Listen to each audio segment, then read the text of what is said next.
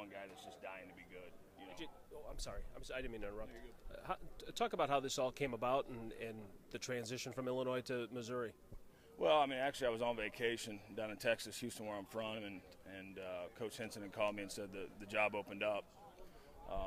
Now, when I was a single guy, it was a no-brainer. I'm all in. I'm taking it. Obviously, I have a wife and a kid now, and discussed it. And when she knew it was Missouri, obviously that's a dream job for me. It was a no-brainer. Where's your wife from? From Houston, Texas. Yeah, we're both from down south. Coach Beckman was telling the media when he made his replacement for you that he told you that he didn't want you to take the job. And can you kind of let us in on those conversations with Coach Beckman at Illinois and what that was like when you told him you were leaving? I mean, obviously he didn't want to leave me, and obviously the timing in this whole thing, you know, I can't change that, and it wouldn't have changed my decision.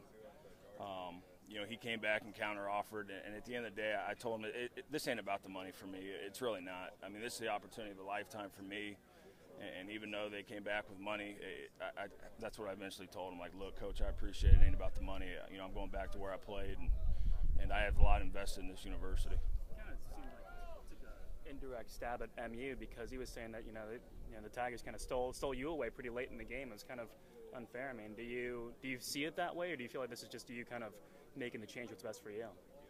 I'm making the change what's best for me and my family, and obviously this program. You know, I spent 5 years of my life here, and you know, not that I owe anybody anything, but I owe myself and told my wife and my whole family, if this opportunity ever arose, I was going to take it.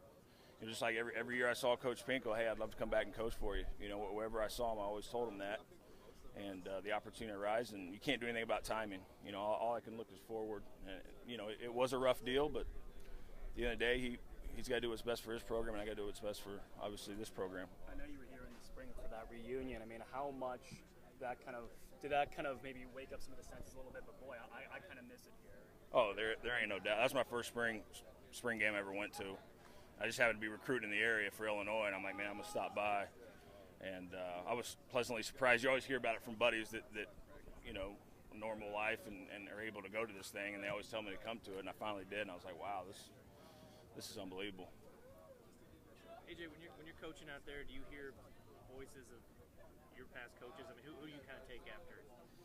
Well, it's kind of funny. I mean, I've had 3 O-line coaches when I was here, but one voice that always sticks in my mind is Andy Moeller. You know, and I had him as a freshman. But I've taken a little bit from each of them, you know, Coach Pittman and Coach Christensen. But it was a little weird being out on this field, you know, today, because this is where it really all started for me. What are your impressions of Evan? I mean, he's kind of settling into this position that you played for so long here. Yeah, he's kind of got that it factor. He's got that demeanor that you like to have as a center. He's vocal. You know, we're changing up how we're kind of doing some things up front to where he can ID the fronts a little bit more. But he's what you're looking for. You know, he's got that nastiness to him that I'm trying to instill in everybody. You know, it's not all about talent. You know, it's in between your ears sometimes. So, speaking of nastiness, Tim Barnes told me over the summer that Coach Walker brought that nasty edge to the line when he kind of took over things. Are you a nasty coach? Yeah, I mean, that's how you got to play O-line. I don't know anybody that can play O-line and be nice, but it's not an overnight deal. I mean, you got to tell them.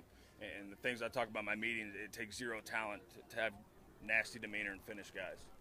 And that's one thing I'm trying to talk about, not so much talent, but how can we get better without talent? Having 3 position coaches yourself, has that helped with this transition, you being able to help the players transition from Coach Walker to you now? Yeah, because I had 3, and all 3 of them were different. You know what I mean? And just like, you know, Coach Walker's a great coach. I'm not trying to compare myself to him. And you know, I told the guys, don't compare. I mean, where we're at is where we're at. We're moving forward. And, you know, I'm not trying to be somebody I'm not. You know, I'm A.J. Ricker. That's who I'm going to be. That's how I'm going to coach. And, you know, some of the guys got to adapt to it. And, you know, it starts with me learning the guys and them learning me too. Is that the toughest part about coming in so late? Is right just now trying to? Yeah, right now it is. Them learning kind of how I coach and my demeanor, and then them learning kind of what I'm looking for, and vice versa. You know, because you're trying to catch up and learn guys quickly. What's your favorite memory of Missouri as a player? My favorite memory at Missouri was beating Nebraska my senior year, first time in 25 years. I'll never forget that moment.